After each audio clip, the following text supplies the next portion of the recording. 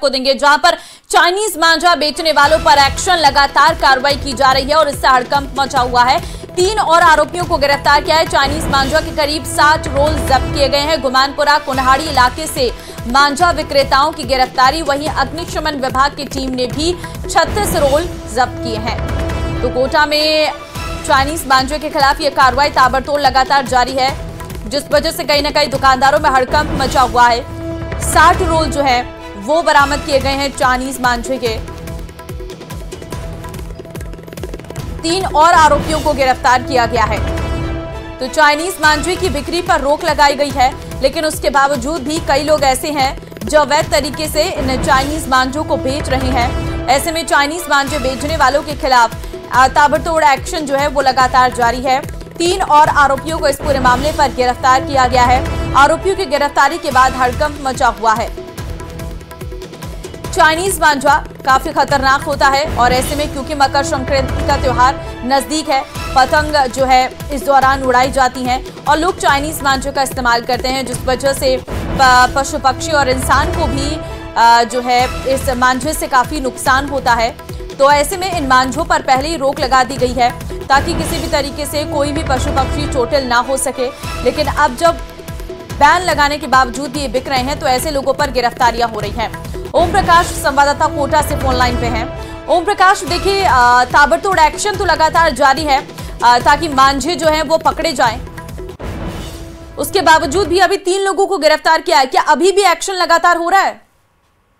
देखिए, पुलिस की टीमें पूरी तरह से अलर्ट है। हालांकि अग्निशमन विभाग की टीमें पूरी तरह से अलर्ट है, प्रशासन की टीमें भी अलर्ट है, जागरूक कर रही हैं कि चाइनीज मांझा जो कि जानलेवा होता है उनका उपयोग नहीं करे, उनको बेचे नहीं। लेकिन जब से पुलिस की टीमें अलर्ट हुई है, निश्चित रूप से जो दुकानदार हैं ऐसे जो बेखौफ होकर चाइनीज मांझा बेच रहे थे, उनके खिलाफ जब कार्रवाई हुई, उनको जब गिरफ्तार किया गया था, उनकी इमेज पर फर्क पड़ने लगा, तब यूं कहा जा सकता है कि पूरे मार्केट में हड़कंप मचा हुआ है।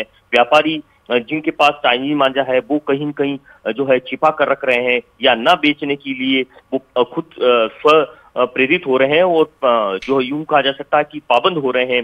पुलिस की टीमें अलग अलग इलाकों में, शहर से ग्रामीण अंचल के इलाकों में कार्रवाई कर रही है। अभी रामगढ़ मंडी इलाके में भी एक युवक को गिरफ्तार किया, उनके खिलाफ भी चाइनीज मांझा के खिलाफ कार्रवाई की।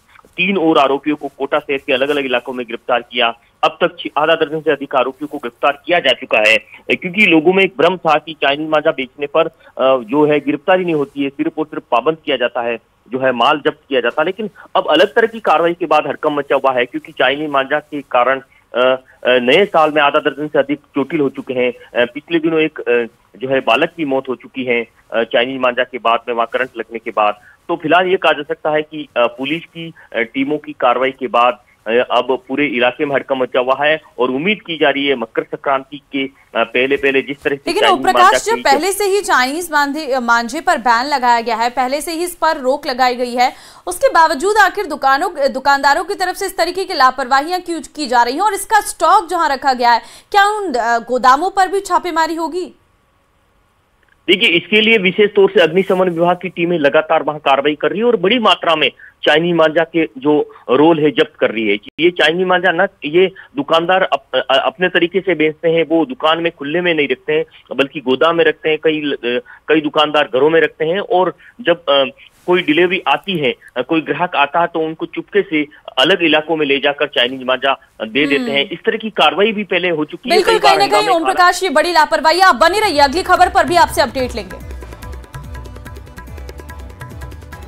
देखिए, बड़ी खबर यह है कि बिना एंटी हैंगिंग डिवाइस वाले पंखे से लटक कर आत्महत्या करने के मामले में कोटा पुलिस ने कार्रवाई करते हुए पीजी को सीज कर दिया। अंबेडकर नगर इलाके में स्थित पीजी को पुलिस ने सीज किया है और इस कमरे में लगे पंखे में एंटी हैंगिंग डिवाइस नहीं लगा हुआ था। छात्र ने बिना डिवाइस वाले पंखे से लटककर मौत को गले लगा लिया था।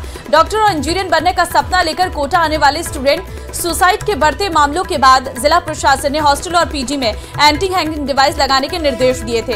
एमपी निवासी अभिषेक ने जिस हॉस्टल के कमरे में सुसाइड किया था, एक अनुमान के मुताबिक अभी भी 20,000 से अधिक हॉस्टल पीजी में एंटी हैंगिंग डिवाइस लगवाया जाना बाकी है। ओम प्रकाश हमारे संवाददाता लगातार फोन लाइन पे हमारे साथ है।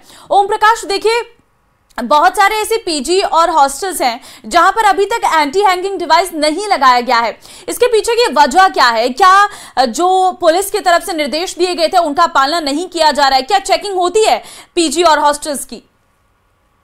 देखिए, हॉस्टल की तो खुद की एक यूनिटी होती है, उनका संगठन होता है और वो संगठन के मार्फत में तमाम सदस्यों को जो है इस बात का प्रचारित कर देते हैं कि सभी को एंटी हैंगिंग डिवाइस लगाना है, पाबंद किया जाता है, उनके खिलाफ कार्रवाई भी होती है। लेकिन पीजी को चिन्हित करना, सर्वे कर उनकी जानकारी जुटाना पुलिस के लिए भी एक बहुत बड़ी चुनौती है, क्योंकि हर किसी के मकान में, कोचिंग इलाके में एक पीजी होता है, 1-2 कमरा वो किराए पे दे देते हैं और ये जानकारी नहीं मिल पाती कि वो कमरा कोचिंग स्टूडेंट को जो किराया दे रहे हैं उनकी जानकारी पुलिस तक नहीं पहुंच पाती है, हॉस्टल जो यूनियन तक नहीं पहुंच पाती। और पुलिस के लिए सबसे बड़ी चुनौती है पीजी संचालकों को निर्देशित करना, उनको गाइडलाइन की पालना करवाना, क्योंकि शहर के ज्यादातर अभी एक अनुमान के करीब 20,000 से अधिक हॉस्टल और पीजी के कमरों में अभी भी एंटी हैंगिंग डिवाइस लगवाना बाकी है। क्योंकि 2 दिन पहले जिस छात्र ने सुसाइड किया था वो एक पीजी था अंबेडकर नगर में और उस पीजी के कमरे में एंटी हैंगिंग डिवाइस नहीं था। एंटी हैंगिंग डिवाइस होता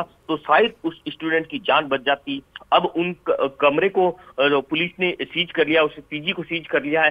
लेकिन बड़ी बात है कि तमाम प्रयासों के बावजूद जो है पीजी के कमरों में एंटी हैंगिंग डिवाइस नहीं लगा पा रहे हैं और उनको निर्देशों की पालना वो नहीं कर पा रहे हैं। उनके खिलाफ कार्रवाई करना भी एक पुलिस के लिए बड़ी चुनौती है, चिन्हित करना, सर्वे कर उनकी जानकारी जुटाना।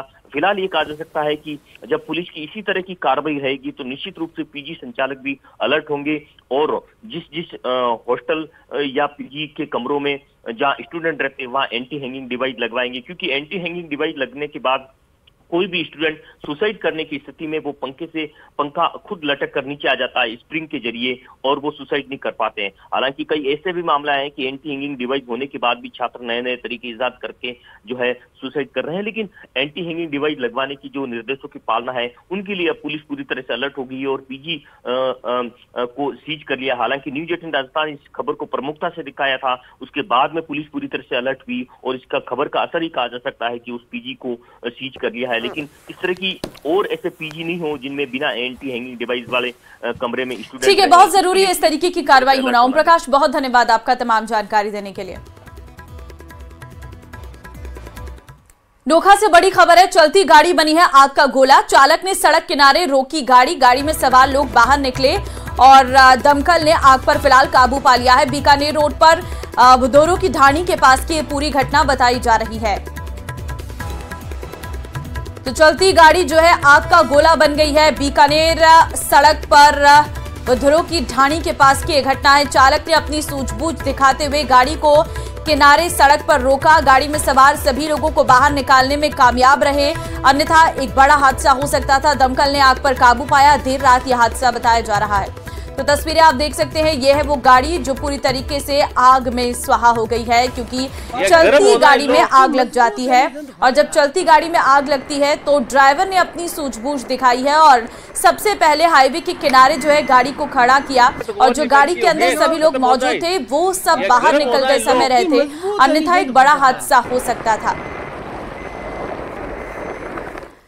खबर कोटा सिटी से है, जहां पुलिस ने अवैध मादक पदार्थ तस्करी के खिलाफ कार्रवाई करते हुए रानपुर थाना पुलिस ने एक तस्कर के पास से 2 करोड़ की स्मैक पकड़ी है और जो जयपुर रोड पर सप्लाई होनी थी। पुलिस ने तस्कर रामलाल तंवर को गिरफ्तार किया है। नाकेबंदी के दौरान झालावाड़ की तरफ से एक काले रंग की क्रेटा कार आती दिखी है। चालक ने गाड़ी मोड़ने की कोशिश की तो संदेह होने पर पुलिस की टीम उसे पकड़ा है। तलाशी में कार के डैशबोर्ड में 400 ग्राम स्मैक बरामद की गई है, जिसकी अंतर्राष्ट्रीय बाजार में कीमत 2 करोड़ के आसपास है। पुलिस आरोपी से पूछताछ कर रही है।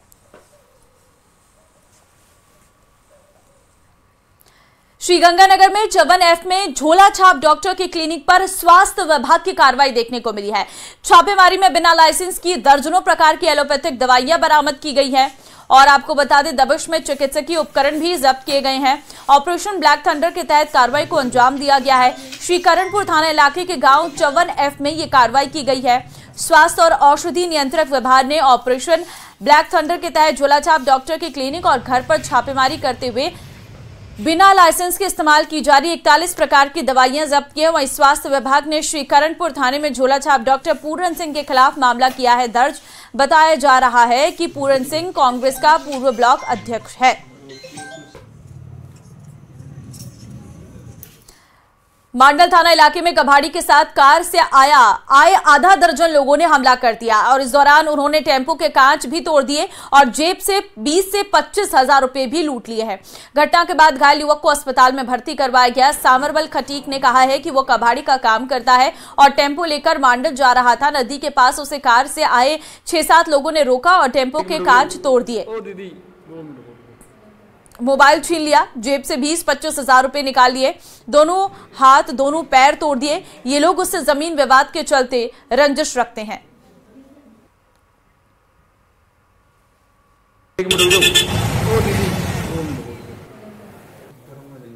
से मैं फेरी पर जा रहा था, मेरा कबाड़ी का काम है, तो मैं जा रहा था मांडल की तरफ। जो रास्ते में 4-5 जने आए और मुझे रोका, टेम्पो के कांच फोड़े, मुझे बाहर निकाल के लोहे और पाइप से मारा और मेरे ऑटो की चाबी लेकर निकल गए और मोबाइल भी ले लिया और जेब में जो मैं पैसे थे फेरी के 22-23 हजार रुपये वो भी निकाल के गए और मुझे नदी के बीच में नीचे कीचड़ में मारपीट करी मेरे साथ और हमला किया, जिसमें मेरा हाथ पैर दोनों चारों फ्रैक्चर है।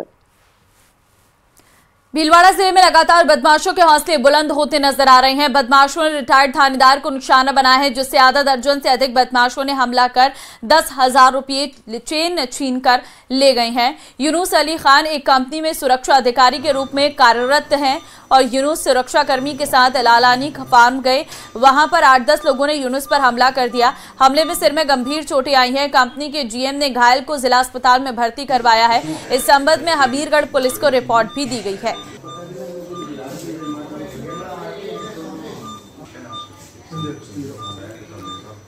भीलवाड़ा शहर के प्रतापनगर थाना इलाके के बिलिया खुर्द में लगभग 9 साल पहले पटाखे जलाने को लेकर उपजे विवाद में युवक की चाकू मारकर हत्या के मामले में कोर्ट ने फैसला सुनाया है। कोर्ट ने 4 आरोपियों को आजीवन कारावास के साथ 15-15 हजार रुपए का जुर्माना लगाया है। जिला एवं सेशन जज अजय शर्मा ने सुनाया फैसला। 1 नवंबर 2016 को प्रतापनगर थाने में दर्ज कराया गया था ये पूरा मामला।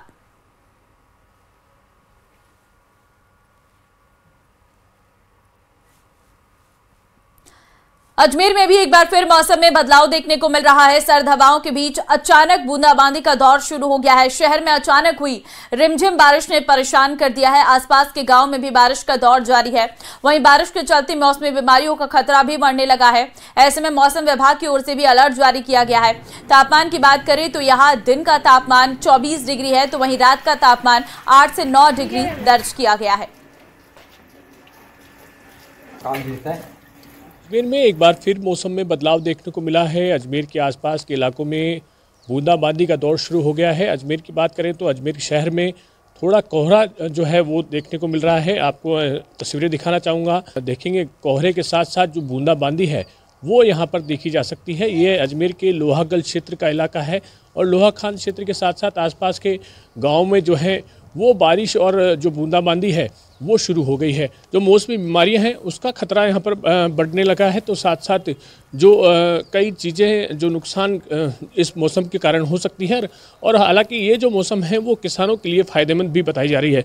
फिलहाल अब इस मौसम से मौसम विभाग जो है लगातार अलर्ट कर रहा है।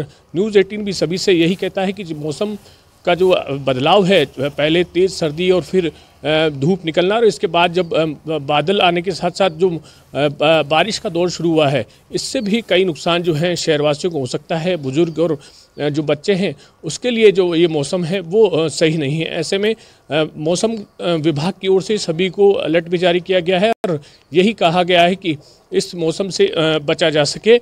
ऐसे में तो उपचार और जो मौसम से बचने के लिए अलाव के साथ साथ जो गर्म पेय पदार्थ है उसका सेवन किया जाए। कैमरा पर्सन कुशल सेन के साथ अशोक सिंह, न्यूज़ 18 अजमेर।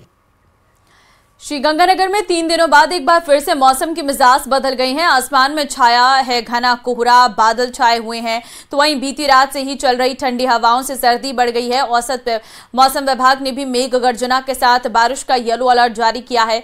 ग्रामीण क्षेत्रों में हल्का कोहरा भी देखा जा रहा है।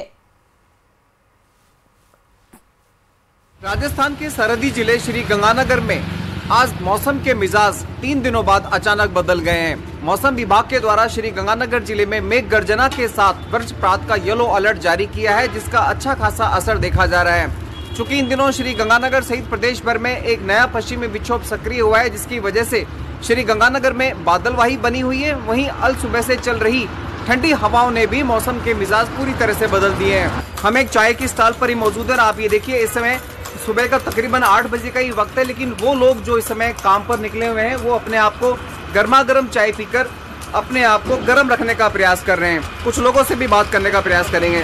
हाँ जी, आपने तो सुबह सुबह ड्यूटी पे जाना है? हाँ जी। कैसा मौसम है अभी गंगानगर का? गंगानगर का मौसम बहुत ठंडा है, बहुत ज़्यादा सर्दी है। हाँ। और चाय पी के टाइम पास कर रहे हैं। अच्छा, पिछले 3 दिनों से तो बढ़िया मौसम था। हाँ, पिछले 3 दिन से बढ़िया धूप निकली थी। हाँ। लेकिन रात से मौसम खराब है, रात से। और अब ठंड बहुत ज़्यादा है, धुंध भी आ रही है। धुंध भी आ रही है। हाँ जी।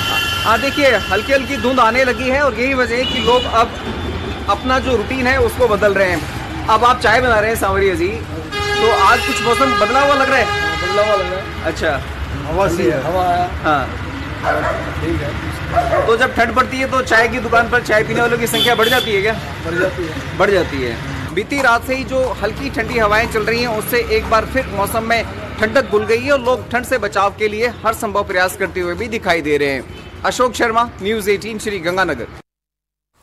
चित्तौड़गढ़ शहर में चोरों ने मंदिर को निशाना बनाते हुए रखी मूर्तियां चोरी कर फरार हो गए हैं। जामटी खेड़ा इलाके में हर्षनगर स्थित सर्वेश्वर महादेव और लक्ष्मी नारायण मंदिर में चोरी की वारदात को अंजाम दिया है। चोरों ने दान पात्र से नकदी चुराने के बजाय मंदिर से मूर्ति चोरी कर फरार हो गए। खिड़की की जाली काटकर चोरी की वारदात को अंजाम दिया। चोर लड्डू गोपाल की 12 किलो की अष्टधातु निर्मित मूर्ति को ले गए हैं। सूचना पर कोतवाली पुलिस मौके पर पहुंची, जायजा लिया। पुलिस ने सीसीटीवी फुटेज भी खंगाले तो वहीं सामने आया कि 2 नकाबपोश ने वारदात को अंजाम दिया है।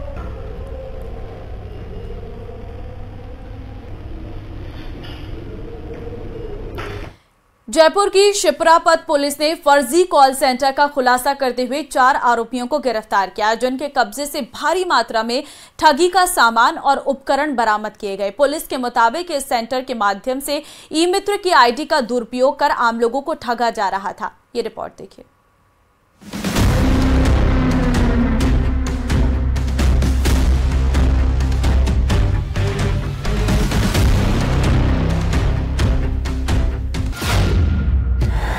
जयपुर पुलिस ने किया फर्जी कॉल सेंटर का खुलासा। ई मित्र आईडी के नाम पर धोखाधड़ी, 4 आरोपी चढ़े पुलिस के हत्थे। जयपुर पुलिस ने साइबर शील्ड अभियान के तहत लोगों को लाखों रुपए का चूना लगाने वाले 4 आरोपियों को धर दबोचा। आरोप है कि फर्जी कॉल सेंटर से ई मित्र आईडी का गलत उपयोग किया जा रहा था। फर्जी कॉल सेंटर के सहारे करीब 15 लाख रुपए की ठगी की जा चुकी है। पुलिस की माने तो लंबे वक्त से ई मित्र सेवा के नाम पर ठगी की सूचना मिल रही थी। शिकायतों की जांच के बाद संदिग्धों के मोबाइल नंबरों से लोकेशन निकलवाई गई और फिर छापेमारी की गई। आदित्य काकड़े एसीपी मानसरोवर की एक टीम को आज सफलता मिली है, जिसमें शिप्रापत थाना इलाके में एक बड़ा कॉल सेंटर जो करीब 6 माह से साइबर क्राइम का एक कॉल सेंटर के माध्यम से लोगों को शिकार बना करके और अपराध को अंजाम दे रहे थे। इनकी जो कार्यप्रणाली है वो कुछ इस तरह से थी कि इन लोगों ने कई सारे लोगों को अपने एम्प्लॉय के तौर पे रखा हुआ था। एक कॉल सेंटर जैसा डेवलप करके जहां भारी संख्या में कंप्यूटर, वाईफाई, मोबाइल फोन, इस तरह के सारे इक्विपमेंट एकत्रित किए हुए थे। शिप्रापत इलाके में 6 महीने से चल रहा था कॉल सेंटर। एक अपार्टमेंट की पहली मंजिल पर समाज सेवा केंद्र के नाम से चल रहा था फर्जी कॉल सेंटर। मौके से 9 mobile phone, 13 computer, 1 laptop, wifi, biometric fingerprint machine, internet connector, 2 बिजली बोर्ड और ठगी के 78,000 रुपए बरामद हुए हैं। एक तरफ फर्जी कॉल सेंटर में ग्राहकों को ई मित्र आईडी का झांसा देकर अलग अलग मोबाइल नंबर से कॉल कर ठगी की गई, वहीं दूसरी ओर दौसा में साइबर सेल ने अपराधियों के खिलाफ कड़ी कार्रवाई की। दौसा के गीजगढ़ में एक बिल्डिंग में साइबर ठगी करने वालों पर साइबर सेल ने जिला स्पेशल टीम और सिकंदरा थाना पुलिस की मदद से छापा मारा। मौके से 25 संदिग्ध साइबर अपराधी पकड़े गए। जिनके कब्जे से करीब 125 मोबाइल, लैपटॉप और 2 लग्जरी कार बरामद हुई। फिलहाल पुलिस सभी संदिग्ध अपराधियों से पूछताछ कर रही है। बताया जा रहा है कि ये सभी ऑनलाइन ट्रेडिंग के नाम से साइबर ठगी की वारदात को अंजाम देते थे। बहरहाल एक तरफ जहां ई-मित्र आईडी देने का नाम पर लोगों को ठगा जा रहा था, वहीं दूसरी तरफ ऑनलाइन ट्रेडिंग ठगी का आधार बन रही थी। ऐसे में लोगों को जरूरत है जागरूक रहने की। Bureau report, news 18 Rajasthan.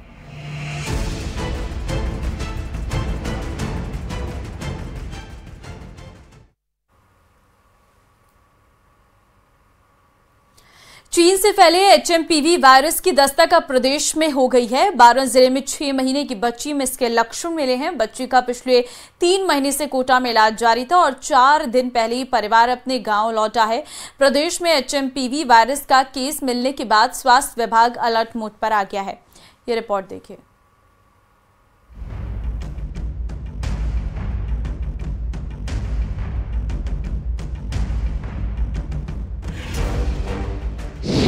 Baran जिले में एचएमपी वायरस का केस।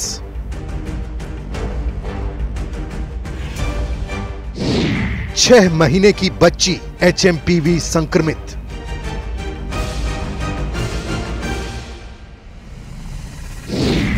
चिकित्सा विभाग ने किया गांव का निरीक्षण।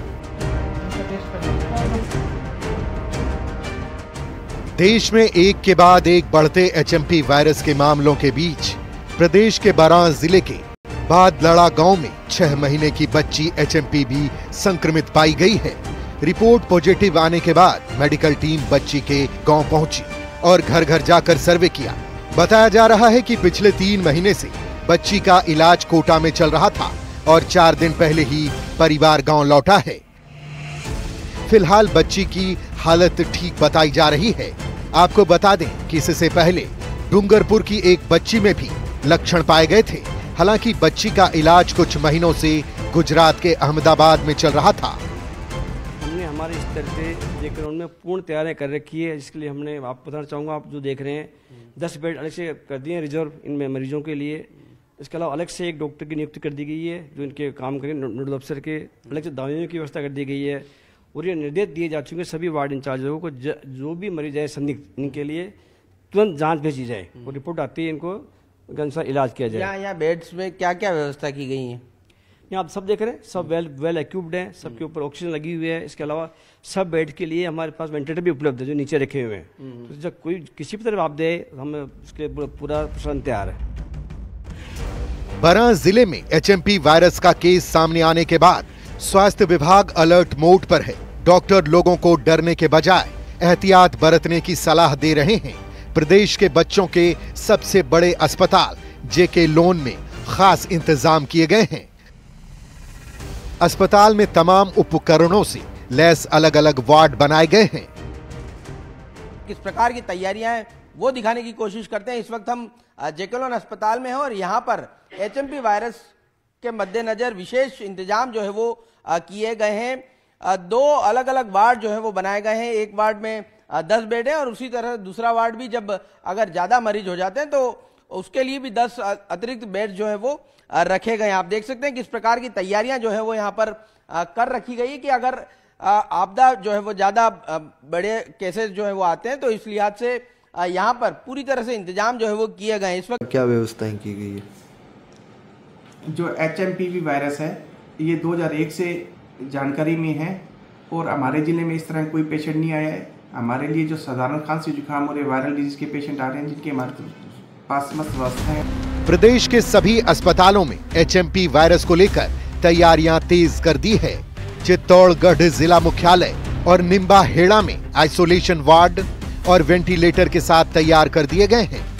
अभी जिला चिकित्सालय के अंदर जिस प्रकार के राज्य सरकार के आदेश आ रहे हैं, एक आइसोलेशन वार्ड तैयार कर दिया गया है जिसमें सारी फैसिलिटी अपने वेंटिलेटर, ऑक्सीजन की सप्लाई, डिफिब्रिलेटर, सभी तरह की सुविधाएं उपलब्ध है आइसोलेशन वार्ड के अंदर।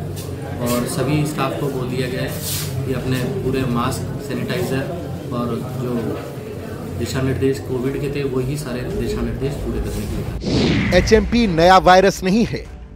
साल 2001 में नीदरलैंड में सांस की बीमारी से पीड़ित बच्चों में इसकी पुष्टि हुई। वायरस सभी मौसम में हवा में मौजूद होता है।